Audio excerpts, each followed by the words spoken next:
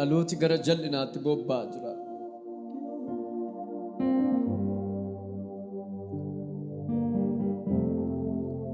Garatta deemnu wal dhaalleerra.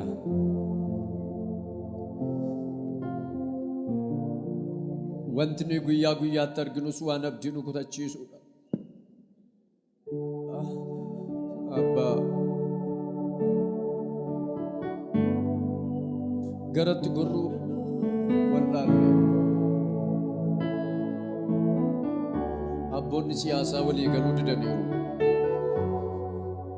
Waldaa kiristaanaa keessatti warri geggeessuun walii galuu dadhabneerra. Baratti namni yaada garaasaa malee yaada Waaqayyoo hubachuu dadhabe. Baratti hundumti keenya walii galuu dadhabne.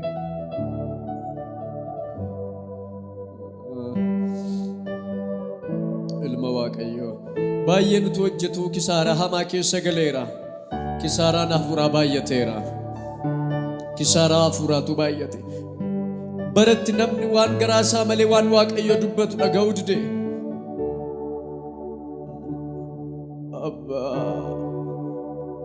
gara kamitti akka deemnu wallaalleerra. Ati garuu nuuf akka taate beekna.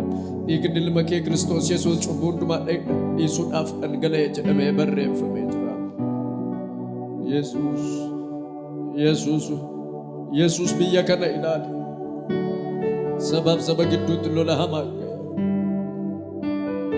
garatti gorru wallaalleerra. Namni waan nyaatee bulu dhabeera. Namni waan uffatu dhabeera. Kanaaf hanni baay'ateera. Yaaddanii beektu.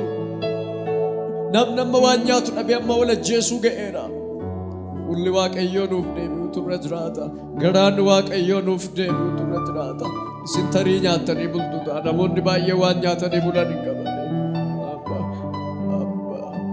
Abbaa koo ani si waama abbaa koo si waama. Dhaloonni waan nyaatu hin qabu. Dhaloonni garatti goruu hin qabu. Dhaloota tabdii kutate utuu hojjennu simboo dhabneerra. Bareedina dhabneerra. Gatiitti nuu baafteerra hinfanneerra. Sabni gaheera. Walirratti ka'uun hammaateera. Har'a bor jijjiiramna jennee utuu eegnu achumaan badne. Har'a bor utuu jennu abdiin keenya nu dhumeera. Abbaa garatti gorru wal dhaalleerra. Eessa akka dhannus abdiin keenya citeera. Lafa dhaqnu hin qabnu. Utuu laallu sabni kun akka badu hin barbaannu. Utuu laallu dacheen kun akka badu hin barbaannu. Utuu laallu sabni kun akka badu hin barbaannu. Abbaa saba koo bakka xiqqaatu hin barbaada. Warri kaan hongeedhaan dhumaniiru. Warri kaan waraanaan dhumeera. Inni kaan garatti gorru wal dhaalleerra. Hongeen saba keenya biteera. Waraanni saba kana biteera. Isa kaan abdii kutannaatu bitee jira. Inni kaan daldalee kisaara. Inni kaan qotee ijarraa dhabeera. Garatti gorru wal dhaalleerra. Fuulli kee nuuf adiriidwa. Fuulli kee nuuf dhufu.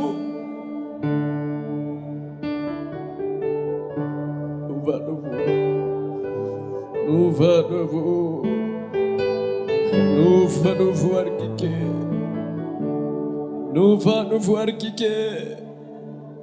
Saba keenya nuufa harki kee. Biyya kanaaf akka harki kee.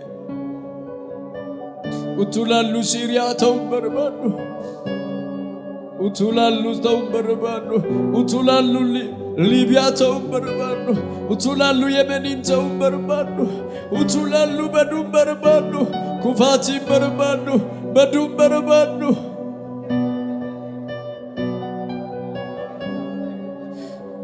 Yaaddanii beektu daabboo tokko meeqaan bittanii akka nyaattan. Biddeen tokkicha meeqaan bittanii akka nyaattan yaaddaniitu. Araarri Waaqayyoo nu badu. Fuulli Waaqayyoo nuuf deebi'u. Nuyi sin deebina gara Waaqayyooti. Nuyi sin deebina. Saba koo hin deebina. Hin deebina gara Waaqayyoo keenyaatti. Abbaa oli dhaggeeffachuu dhafeera. Xinnaan guddaan dhaggeeffatu. Sabiyya bulchuun dhaggeeffatu. Waldaan kiristaanaa geggeessaa san dhaggeeffatu. Hoggeessitoonni yakkineerra warri biyya bulchan yakkaniiru sabis yakkeera an saba koo bakka bu'eeraarra abbaa bakka buuneerra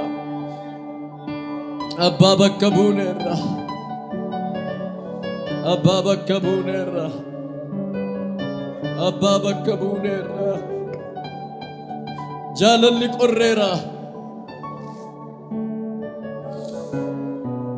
jaalalli qorreera jaalalli badeera tokko ta'uu dadhabneerra afaaniin tokko garaan gargar afaaniin tokko yaadaan gargar baaneerra abbaate utuu laalluu sabi keenya ongeen dhumeera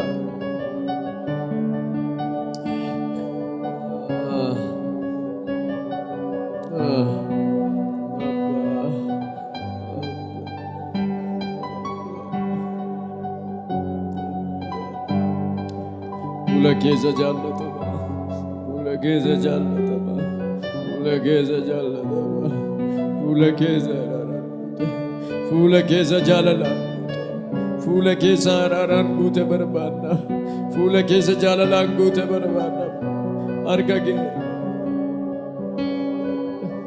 nutu dargaggeessi sitti jiraachuu dadhabeera hin dhageenye malee jiraachuu dadhabneerra akka yaada keetta deemuu dadhabneerra fayyinni keenya mirkanaa'eera garuu nu itti jiraachuu dadhabneerra waldaan kiristiyaana akkasii waldoonni wal qoodne abbaate abbaate abbaate abbaate abbaate abbako waan yaada garaasaa malee dhaloonni waan yaada kee dhiiseera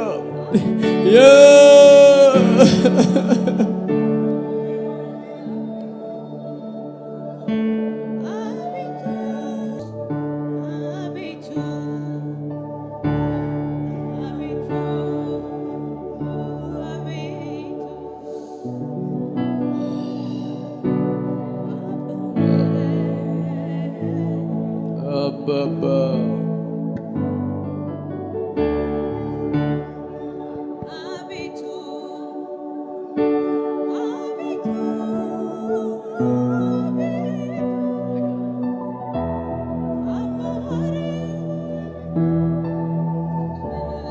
mekaanin abbanna miilaan abbanna kaane yerootti namni yaada garaasaa malee waaqayyoon dhaga'uu dide yerootti jaalalli qorre yerootti namni orma firoomfate yerootti waldaa kiristiyaanaa keessaa tokkummaan bade jaalalliif tokko ta'uun yeroo dhibeedha waaqayyo fuula araara isaatiin nu ilaaleera ameen jedhaasin fuula araara isaatiin nu ilaaleera waaqayyo besagalee keessan ol kaasaa waaqayyo fuula araara isaatiin nu ilaaleera jedha haleluuyaa fuulli araara waaqayyo nutti deebi'eera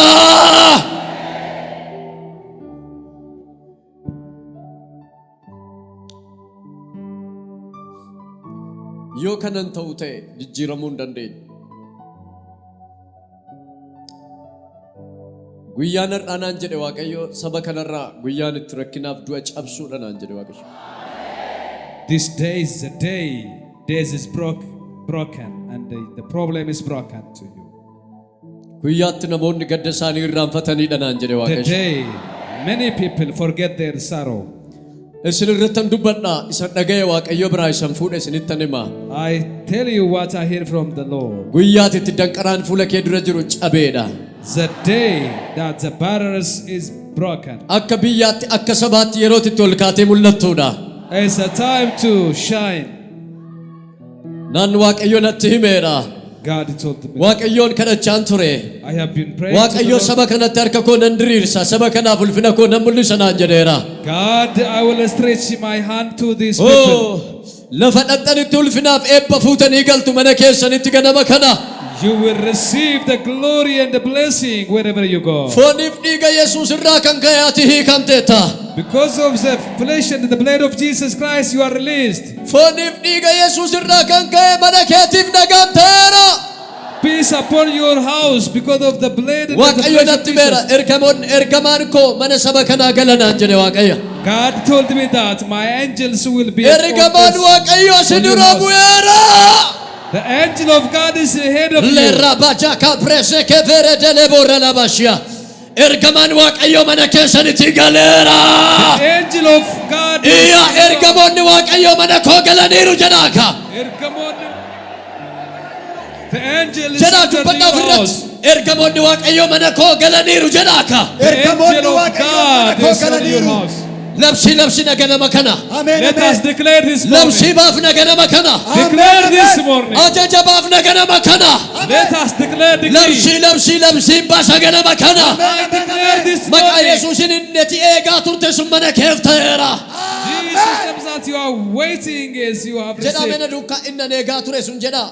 Innani heegaa ture suni What I'm Anaaf naaf waiting. ta'eera jedhaa. anaaf naa taheera.